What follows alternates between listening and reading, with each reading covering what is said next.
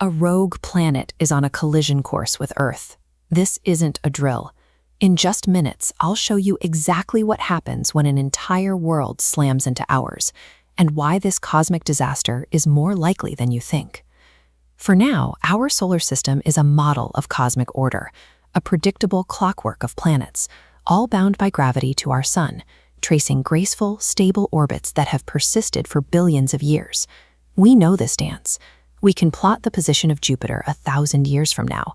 We can send probes to the rings of Saturn with pinpoint accuracy. This stability is the bedrock of our existence. It gave Earth the time to cool, for life to spark and evolve, and for civilizations to rise. We assume this order is permanent, that the void between stars is mostly empty, and that the great gravitational dance we're a part of is immune to catastrophic interruption. We look up at the night sky and see fixed constellations, familiar planets, a system that feels settled. This is the comfortable reality we all accept. The sky is not falling, it's just there. But this sense of security is an illusion, born from the brief flicker of human history. The complication is that our solar system is not an isolated island. It's a drift in a galactic ocean teeming with unseen, untethered monsters. Rogue planets, worlds flung from their own star systems by gravitational chaos, now wandering the interstellar dark, forever alone. They emit no light. They are virtually invisible. And according to the latest astrophysical models, they are terrifyingly common. Our galaxy, the Milky Way, could be home to billions of them, outnumbering stars themselves. They are the ghosts of cosmic history, moving on silent, random trajectories through the gulfs between stars. Now imagine one of these ghosts, a dark, frozen world, perhaps several times the mass of Earth. For eons, it has drifted in the profound cold. Its journey is a random walk through the galaxy, governed by nothing but the subtle pull of distant stars.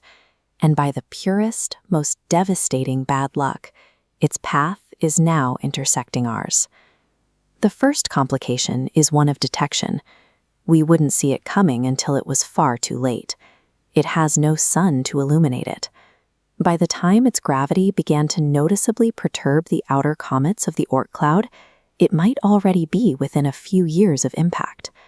The disruption would be subtle at first. Astronomers would notice a strange statistical spike in long-period comets being nudged inward.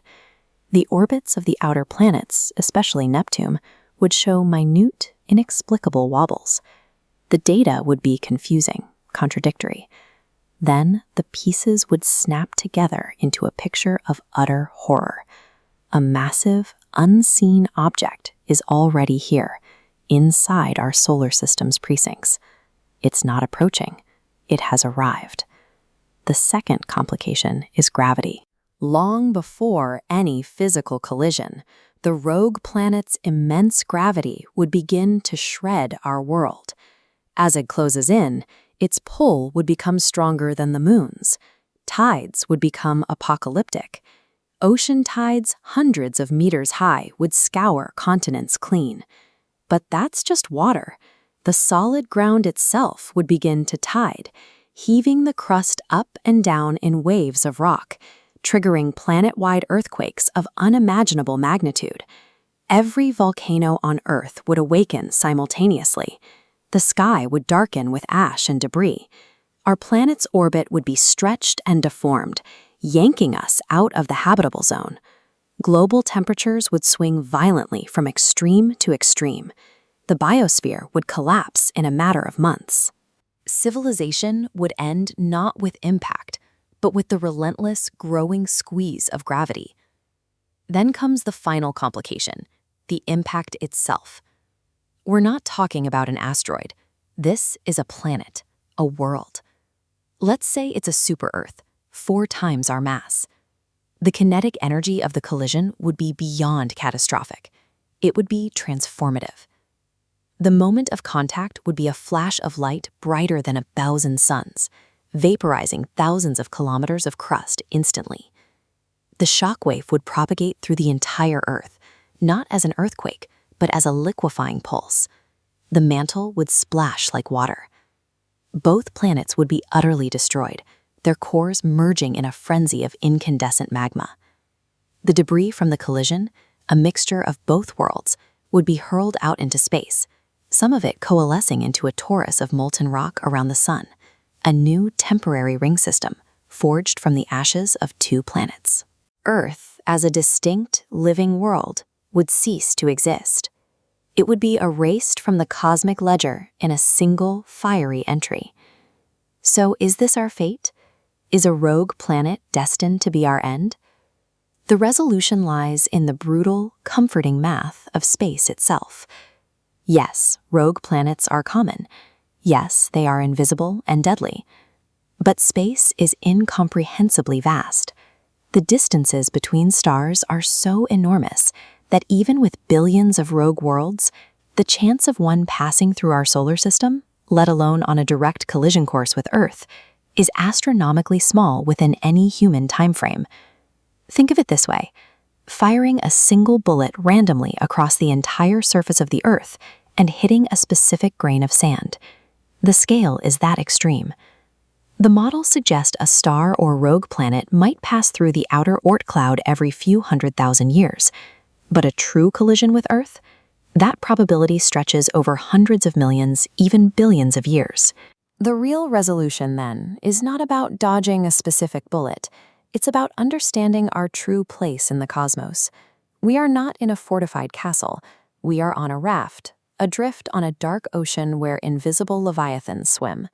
Our safety is not guaranteed by walls, but by sheer empty volume.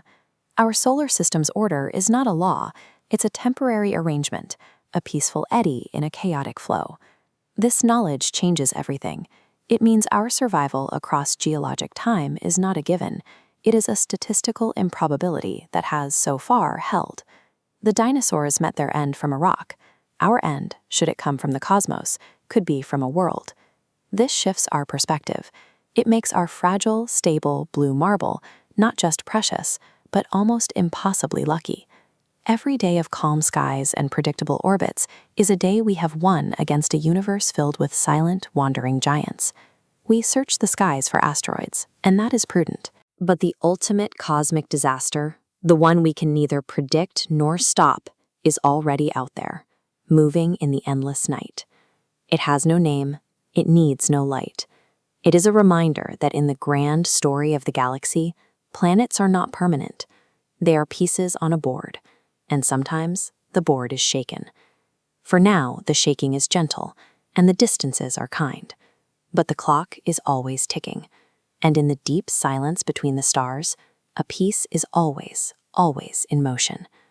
The question is no longer if another world is coming. The question is when our luck runs out.